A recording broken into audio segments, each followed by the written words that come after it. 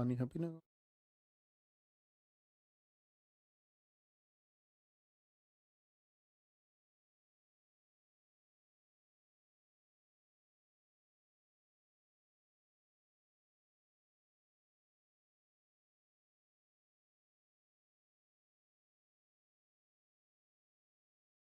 जय हिंद दोस्तों, मैं नवीन शर्मा आप सभी का स्वागत करता हूं। आशा करता हूं आप सब एकदम अच्छे हैं, एकदम बेहतरीन हैं। एक बार सारे प्यारे दोस्त बताएंगे आप सब कैसे हैं। उम्मीद करूंगा आप सब एकदम अच्छे होंगे, एकदम बेहतरीन होंगे।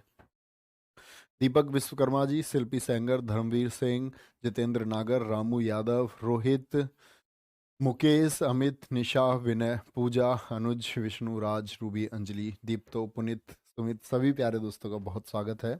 और प्यारे बच्चे, आज हम लोग एक नया नया टॉपिक शुरू करेंगे, राष्ट्रीय उद्यान, नेशनल पार्क और टाइगर रिजर्व।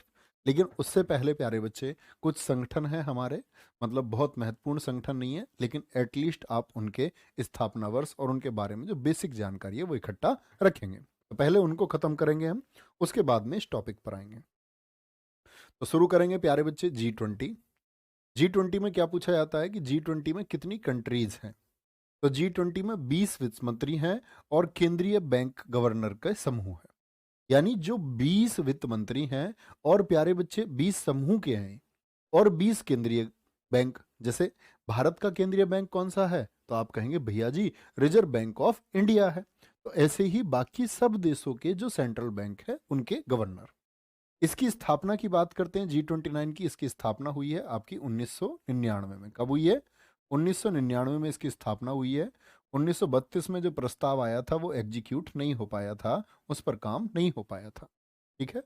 इसमें दरअसल में प्यारे बच्चे कितने देश हैं? 19 देश हैं। देखो 20 कैसे बनता है। 19 देश हैं और एक है इसमें यूरोपियन यूनियन। यूरोपियन यूनियन पढ़ा था आपने? बोलो। यूरोपियन यूनियन में मैंने आपको बताया था कि एक बार कमेंट सेक्शन में तुमसे जानना चाहूंगा कि 20वां देश कौन सा बना जिसने यूरो अपनाने के लिए कहा था। ये मैंने आपको बताया था कहां पर, कि जब हम पढ़ रहे थे यूरोपीय संघ को। ठीक है। 1 दिसंबर 2022 से 30 नवंबर 2023 तक G20 की अध्यक्षता कौन करेगा? अपना प्यारा देश। क्या बोलेंगे? अपना प्यारा देश प्यारे बच्चे भारत करेगा। क्या बोलेंगे? भारत इसकी अध्यक्षता करेगा। G20 सम्मेलन जो पिछला था आपका प्यारे बच्चे 2000, क्या बोलोगे? अध्यक्षता तो भारत कर रहा है, लेकिन सम्मेलन G20 का जो 2022 में हुआ था, 2022 वाला, वो हुआ था बाली इंडोनेशिया में। 2023 का सम्मेलन, ये आप महत्वपूर्ण मार्क करना, मोस्ट इंपोर्टेंट है कि G20 का सम्मेलन 2023 में कहाँ हुआ था? नई दिल्ली में हुआ था। कहाँ पर? नई दिल्ली में। और 2023 सम्मेलन के लिए भारतीय शेरपा, ये आपने कमेंट करंट अफेयर्स में पढ़ा होगा, अमिताभ कांत हैं। तो कभी भी G20 की जब बैठक होती है तो एक शेरपा नियुक्त किया जाता है। क्या बोलेंगे? एक शेरपा नियुक्त किया जाता है और वो है अमिताभ कांत। सारे बच्चे क्रोएशिया आंसर दे रहे हैं, बहुत बढ़िया। क्रोएशिया था 20वां देश। बहुत शानदार मेरे प्यारे दोस्तों, बहुत गजब। ठीक है, आगे आएंगे। तो ये G20 के बारे में बेसिक जानकारी है। ऐसे ही प्यारे बच्चे AII भी है, आप चाहें तो ना पढ़ें। एशियाई अवसंरचना निवेश बैंक है। Asian infrastructure investment bank. स्थापना 2015 में। मुख्यालय चाइना के बीजिंग में है। कहाँ पर है? चाइना के बीजिंग में है। ठीक है, आगे आएंगे। G4। G4 की स्थापना हुई है 2005 में। सिर्फ स्थापना याद रख लेना है। और मैंने आपको बताया था प्यारे बच्चे, UN में जो सुरक्षा परिषद है, सिक्योरिटी काउंसिल है, उसमें कितने स्थायी देश मैंने आपको बताए थे? तो आप कहेंगे भैया जी आपने 5 बताए थे। अमेरिका, ब्रिटेन, चीन, फ्रांस, रूस, ABCFR। याद है? तो भारत भी तो चाहता है कि वो स्थायी सदस्य बने। तो भारत और ऐसे देश जो UN में स्थायी सदस्यता के लिए संघर्ष कर रहे हैं, तो क्या बोलेंगे? जर्मनी, जापान, सॉरी क्या बोलोगे? जर्मनी, जापान, भारत और ब्राजील हैं। कौन कौन है? जर्मनी, जापान, भारत और ब्राजील हैं जो संघर्ष कर रहे हैं। किस बात के लिए? कि इनको भी स्थायी सदस्य बनाया जाए। अरे वाह, तुम भाई गजब हो, गजब हो, गजब। भैया शेरपा क्या होते हैं? बेटा शेरपा G20 के लिए बनाया जाता है, जैसे अध्यक्ष है। तो जब कहीं भी सम्मेलन होगा तो G20 वालों ने नाम दे रखा है कि ये शेरपा होगा जो इसको लीड करेगा। ठीक है, तो वो एक लीडर है उसका। G77 अब G77 को देखकर हमको लगता है कि इसमें 77 देश हैं, तो ऐसा नहीं। जब इसकी स्थापना हुई थी, दरअसल में विकासशील देशों का एक समूह है। तो G20 की क्या बोलोगे, G20 के जैसा ही G77 जो है, तो उसमें तो 20 में क्या था, 19 देश थे और एक यूरोपियन यूनियन। यूरोपियन यूनियन के 27 देश हैं, तो उसमें 46 देश थे, तो इसमें 77 नहीं है। क्या बोलोगे, इसमें 77 नहीं है। 77 समूह विश्व के विकासशील देशों का एक समूह है। यह संगठन हालांकि संयुक्त राष्ट्र के शेष समूहों की अपेक्षा कम मजबूत है, किंतु विकासशील देशों के हितों के आगे रखने वाला राष्ट्र में संयुक्त राष्ट्र में सबसे बड़ा समूह। तो संयुक्त राष्ट्र संघ का वह सबसे बड़ा समूह कौन सा है जो विकासशील देशों का संगठन है, तो आप कहेंगे G77 है। क्या बोलेंगे, G77 है। इसमें 77 देश हैं, उनके अधिकारों की बात होती है। इसके कार्यालय विश्व के कई शहरों में है, ये चीजें आप मत पढ़ना। जेनेवा, नैरोबी, रोम, वियना, वॉशिंगटन डीसी, ये इसके कार्यालय हैं। ठीक है, कोई दिक्कत, बोलेंगे अभी फटाफट से। गुरुजी सीता बहुत बढ़िया भाई, बहुत शानदार। ठीक है, बोलेंगे भाई एक बार। विवेक Paswan ji, love you to. चलो भाई, कोई दिक्कत, कोई परेशानी, आगे आएंगे। ठीक है भाई, आगे आएंगे। नेक्स्ट, अगले पर आते हैं। तो G77 में आप लोगों को क्या याद रख लेना, देखो इसका मुख्यालय जेनेवा में है, इसकी स्थापना याद रख लेना। और मैंने आपको पहले ही कहा है, जितनी भी ऑर्गेनाइजेशन है ना, इनके बारे में प्यारे बच्चे, इसकी स्थापना, क्या बोलोगे, इसकी स्थापना और इसका हेडक्वार्टर आप भूलना मत बस, और जो इनके सदस्य हैं। तो जेनेवा में मुख्यालय वाले संगठन में 77 संस्थापक सदस्य थे, लेकिन तब से संगठन के अनुसार इसका विस्तार 134 सदस्य देशों तक हो गया है। तो क्या बोलोगे, 77 जब ये बना था तभी थे। अब बोलो अब कितने देश हो गए हैं इसमें, तो प्यारे बच्चे अब 77 नहीं है, अब इसमें 134 देश हैं। क्या बोलोगे, पाकिस्तान के पास 2021 तक की अध्यक्षता है। ठीक है, कोई दिक्कत, कोई परेशानी, बोलेंगे भाई आगे से, कोई दिक्कत, बहुत बढ़िया। संदीप सर को क्या हो गया था, संदीप सर को प्यारे बच्चे थोड़ी सी यहाँ उनके चेहरे में शिकायत आ गई थी, और उनका अब ट्रीटमेंट हो गया है, वो एकदम ठीक है। डॉक्टर ने कहा है कि आप 1-2 दिन का रेस्ट करें और एकदम से बढ़िया हो जाएंगे। ठीक है, इतनी बात में कोई दिक्कत, आगे आएंगे। रेड क्रॉस, रेड क्रॉस का क्या काम है, तो हमने नोबेल पुरस्कार में पढ़ा था कितनी बार रेड क्रॉस को नोबेल मिला था। तो आप कहेंगे रेड क्रॉस जिसका ये चिन्ह है डॉक्टरी हेल्प है। तो रेड क्रॉस की स्थापना हुई थी प्यारे बच्चे 8 मई 1863 को। इसीलिए हम 8 मई को क्या मनाते हैं, रेड क्रॉस दिवस मनाते हैं। और इसके संस्थापक कौन है, हेनरी ड्यूनेंट। याद है, जिनको मैंने बताया था कि पहला नोबेल पुरस्कार मिला था, पहला नोबेल पुरस्कार मिला था किसको, आपका हेनरी ड्यूनेंट को। मुख्यालय कहाँ है इसका, जेनेवा में। 3 बार इसको नोबेल प्राइज है, ये बात मैं आपको बता चुका। 1917 फर्स्ट वर्ल्ड वॉर के दौरान, 1944 सेकेंड वर्ल्ड वॉर के दौरान, और 1963 जैसे ही इसकी स्थापना को 100 साल हो गए। कितने साल हो गए, 100 साल हो गए। बहुत बढ़िया, 3 बार मिला है जी। ऐसे ही प्यारे बच्चे एक संगठन है इंटरपोल। क्या बोलोगे, इंटरपोल की स्थापना कब हुई है, इंटरपोल का मतलब क्या होता है, इंटरनेशनल पुलिस। जो कोई बहुत बड़ा अपराधी होता है, बहुत बड़ा अपराधी कैसे भैया, जो कई देशों के लिए सिरदर्द बन गया हो, तो जैसे कि दाऊद हो गया आपका, दाऊद इब्राहिम, तो इंटरनेशनल पुलिस उसके नाम पर रेड कॉर्नर नोटिस जारी करती है। जैसे कहते नहीं, डॉन को पकड़ना मुश्किल ही नहीं नामुमकिन है, डॉन का इंतजार तो 11 मुल्कों की पुलिस कर रही है। तो भैया वो इंटरनेशनल पुलिस है, 11 मुल्कों की पुलिस ऐसे नहीं करेगी। तो इंटरनेशनल, क्या बोलोगे, इंटरनेशनल पुलिस स्थापना 1923 में, मुख्यालय इसका लियोन्स में है। कहां पर है, लियोन्स में। अरब लीग की स्थापना 1975 में, इसमें अरब कंट्रीज हैं, जितने भी अरब के देश हैं, जिनको हम मुस्लिम देश भी कहते हैं, काहिरा मिस्र में। अंकटाड, अंकटाड की स्थापना कब हुई, 1964 में, मुख्यालय जेनेवा है। और अंकटाड का पूरा नाम आप पढ़ो ध्यान से, क्या बोलोगे, united nation conference, conference on trade and development, ये अंकटाड है।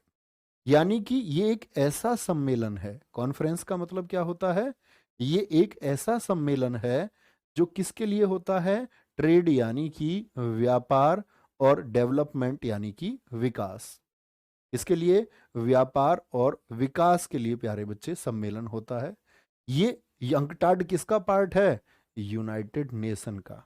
जहां कहीं भी प्यारे बच्चे यूएन लिखा हो तो उसका मतलब है कि ये पार्ट है प्यारे बच्चे आपका किससे? यूएन से रिलेटेड है। कोई दिक्कत, कोई परेशानी? वर्ल्ड के मैप में इंडिया कहाँ है भैया? बेटा अच्छे अच्छे बनो प्लीज, रिक्वेस्ट है। अच्छे बच्चे, देखो हमारे पास वैसे ही समय कम है। एसएससी ने हमें कितना टाइम दिया? बोले 60 दिन में बच्चे तैयार होने हैं। 60 दिन में बच्चों को रिवीजन भी करना है, तो क्लासेस कितनी बची? 45 दिन की। और 45 दिन के बाद प्यारे बच्चे 15 दिन तो रिवीजन में लगेंगे। लगेंगे नहीं लगेंगे? जिसका शुरुआत में है और जिसका थोड़ा लेट हो जाएगा उसको थोड़ा ज़्यादा समय मिल जाएगा। तो इस समय को प्यारे बच्चे बहुत महत्वपूर्ण समय है। आप कैसे मैथ पढ़ रहे हो? 3 3 क्लासेस तुम्हारे लिए मैथ की लग रही हैं। कर रहे हो ना तुम संघर्ष सारे कम समय में। गवर्नमेंट ने क्या दिया? एसएससी ने तुमको क्या दिया? इतना सा समय दिया, लेकिन आप फिर भी अपने पूरे प्रयास के साथ जुड़े हुए हैं। आप में से बहुत सारे बच्चे, क्या जितनी पोस्ट है उतने बच्चे तो सफल होंगे ही होंगे ना। तो ये वो बच्चे होंगे जो बहुत मेहनत से तैयारी कर रहे हैं। हमको सारी चीजें इतने कम समय में बहुत तेजी से पढ़ रही हैं, और ऐसे में तुम इधर उधर के कमेंट करते हो भैया वर्ल्ड मैप पे इंडिया कदर है। प्लीज मत किया करो अपना समय खराब।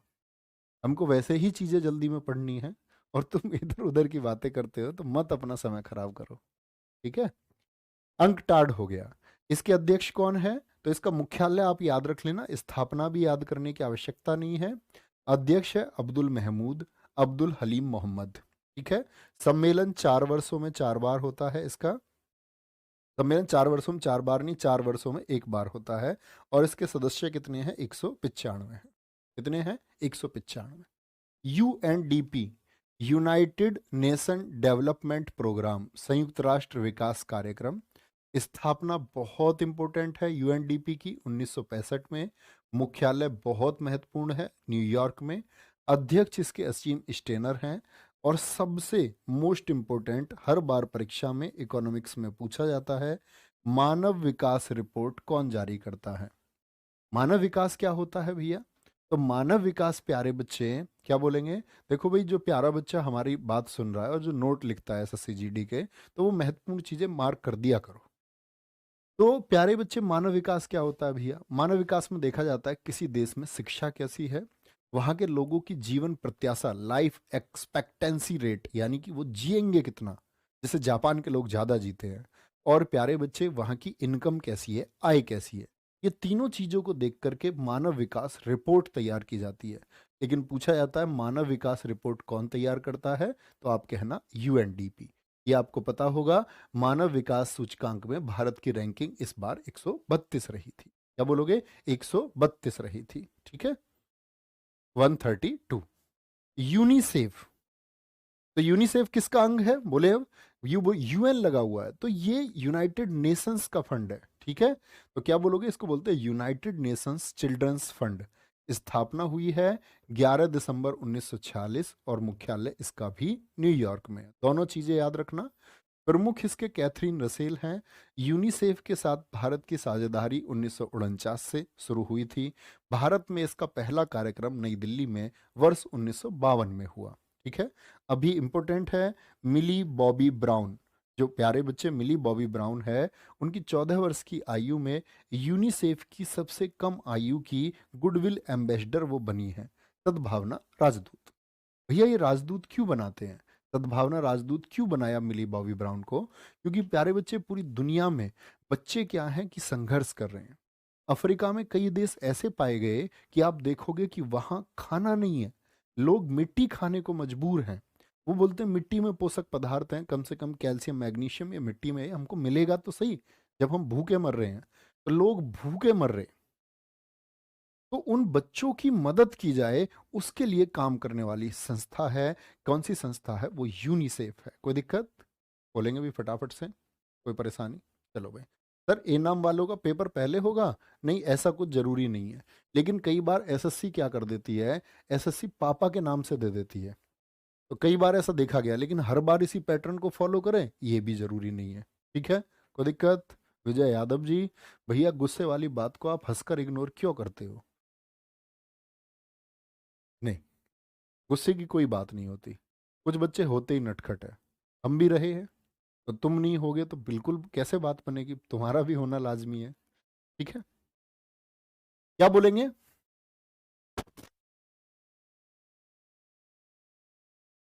क्वाड, क्वाड बोलते हैं क्वाडिलेटरल सिक्योरिटी डायलॉग, हिंदी में बोलते हैं इसको चतुर्भुज सुरक्षा संवाद। क्या बोलते हैं? चतुर्भुज, चतुर्भुज सुरक्षा संवाद, चतुर्भुज सुरक्षा संवाद। ठीक है, चतुर्भुज सुरक्षा संवाद की प्यारे बच्चे अगर हम बात करते हैं, तो अगर हम पूरी दुनिया के मैप को देखें, तो अपना देश भारत, क्या बोलोगे, उत्तरी गोलार्ध में। अगर हम बात करें प्यारे बच्चे आपका किसकी, जापान की, जापान के साथ प्यारे बच्चे ऑस्ट्रेलिया और आपका अमेरिका की हम बात करें, तो एक क्वाड्रिलेटरल बनता है। क्या बनता है? एक क्वाड्रिलेटरल बन जाता है। और ये क्वाड कंट्रीज हैं। क्वाड क्या है? चार देश क्वाड्रिलेटरल मैप पर जुड़े हुए हैं। 24 मई 2022 को जापान के टोक्यो में जो क्वाड लीडर्स थे उनका शिखर सम्मेलन हुआ था। तो क्वाड की स्थापना कब हुई? सिर्फ स्थापना याद रखना है प्यारे बच्चे। पूछ रहा है एक बच्चा कि मानव विकास की पहली रिपोर्ट कब आई थी। आपने इकोनॉमिक्स में पढ़ा होगा भाई, नहीं पढ़ा है तो मैं आपको बता देता हूँ। इकोनॉमिक्स का एक टर्म है कि मानव विकास रिपोर्ट पहली बार 1990 में आई थी। पाकिस्तान के अर्थशास्त्री थे महबूब उल हक और भारत के अर्थशास्त्री थे अमर्त्य सेन, दोनों की मदद से। लिख लेना आप, जहाँ मानव विकास रिपोर्ट है ना, उसमें लिख लो मानव विकास रिपोर्ट 1990 में पहली बार आई थी। ठीक है, तो क्वाड कंट्रीज आपने जाना होगा, मालाबार युद्ध अभ्यास होता है, इन्हीं के बीच में होता है। SCO, संघाई कोऑपरेशन, संघाई कोऑपरेशन, कोऑपरेशन बोलते हैं सहयोग को। क्या बोलते हैं? सहयोग को। संघाई सहयोग संगठन, इसकी स्थापना कब हुई? 2001 में हुई। और इसके सदस्य देश कितने हैं? 9। मोस्ट इंपोर्टेंट है, हो सकता है आपके किसी एक सेट में इसको पूछे। SCO में कितने सदस्य देश है? पहले ये 8 हुआ करते थे, तो नवा देश ईरान हाल ही में जुड़ा है, इसीलिए ये बहुत इंपॉर्टेंट है। क्या बोलोगे? नवा कंट्री कौन है? क्या बोलेंगे?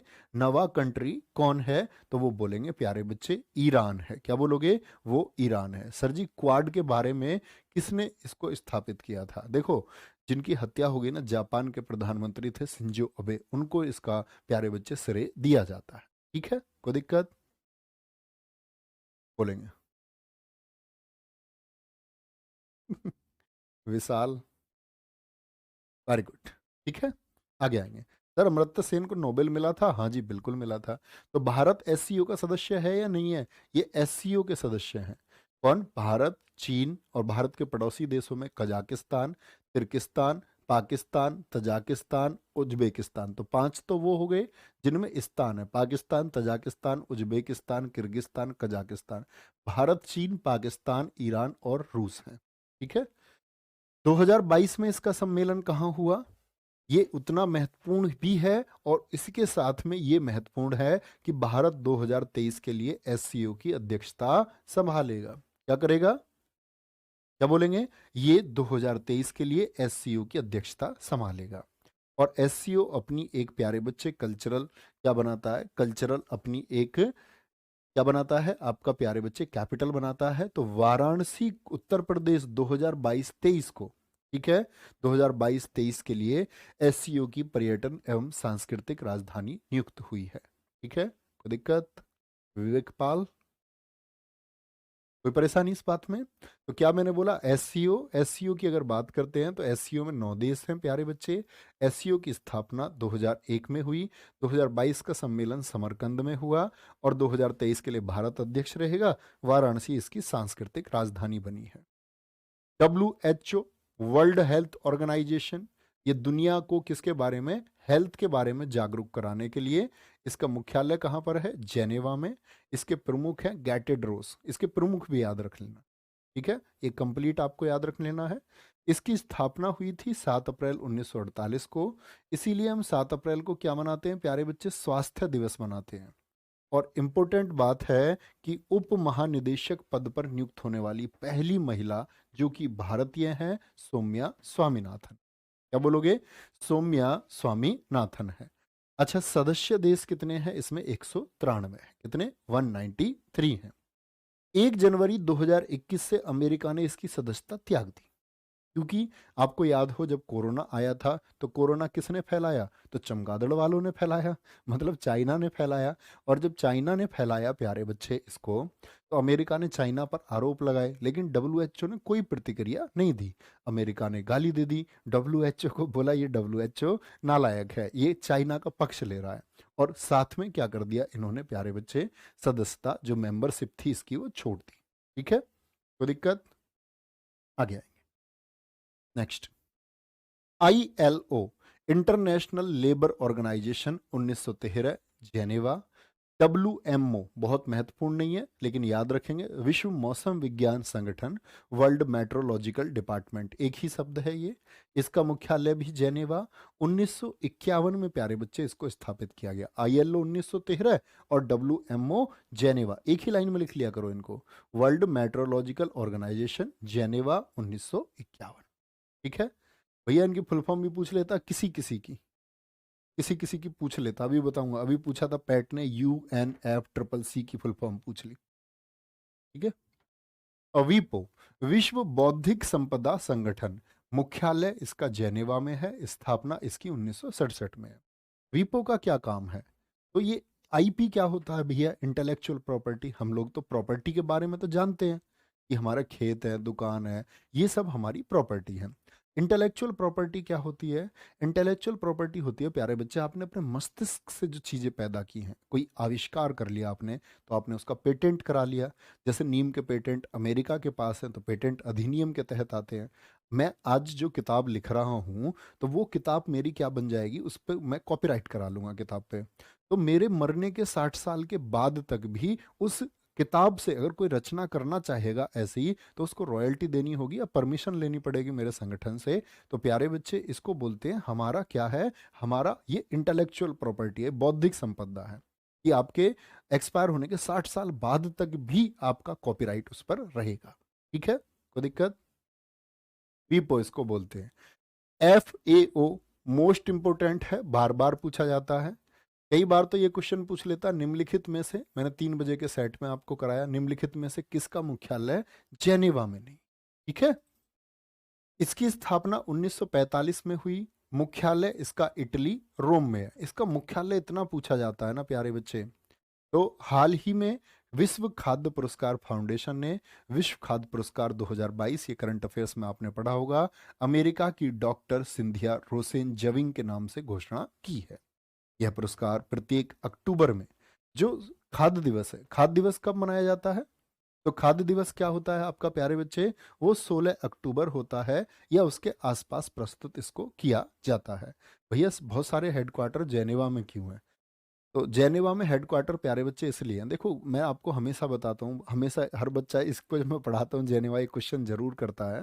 तो जंगल में आप देखोगे दुकानें नहीं होती, तो जहाँ किसी ने बाजार में पहली बार स्थापित किया होगा, तो दुकान को तो वहीं पड़ोस में दुकान बनी, अड्डे के पास दुकान बनी होंगी, जहाँ सारी सुविधाएं ऐसी होंगी कि दुनिया भर में ये मीटिंग कॉन्फ्रेंस होती है, सिक्योरिटी का जहाँ पर प्यारे बच्चे ख्याल हो, उच्च स्तरीय सुविधाएं जहाँ पर हों। तो ये जेनेवा शुरुआत यहाँ से हुई। तो जेनेवा में बहुत सारे लोग इसी होड़ से अपने हेडक्वार्टर बना लिए। ठीक है, अब मान के चलो किसी को यहाँ जेनेवा में यहाँ भी मीटिंग करनी है, अब एक हेडक्वार्टर बन जाए अमेरिका, तो वहाँ भागना पड़ता है, लेकिन बहुत सारे हेडक्वार्टर जेनेवा में है, तो बहुत सारी मीटिंग वहाँ हो जाती है। ठीक है, तो कभी भी ऐसा नहीं होता, आपने देखा होगा खेत में दुकानें नहीं होती हैं। क्या बोलोगे? और यहाँ इंपॉर्टेंट है, सॉरी, क्या बोलोगे, कब दिए जाते हैं? ये 16 अक्टूबर को दिए जाते हैं। देखो इसका फुल फॉर्म पूछा हुआ है, यून अभी आपका उसने पूछा था पैट ने, UPSSC पैट ने, यूनाइटेड नेशंस, यानी ये UN का ही पार्ट है। यूनाइटेड नेशंस फ्रेमवर्क, क्या बोलोगे?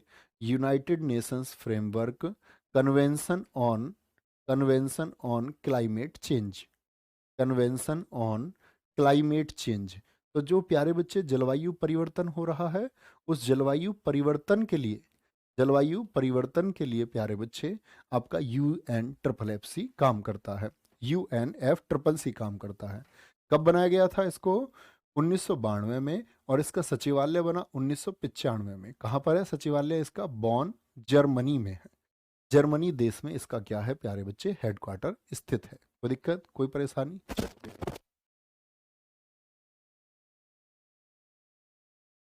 क्या हो गया, क्या पूछ रहे हैं भैया जी, आईएलओ को फाइनल कब इस्टेब्लिश किया गया था? नहीं, आईएलओ अभी मैंने बताया नहीं आपको, 1919 में आईएलओ।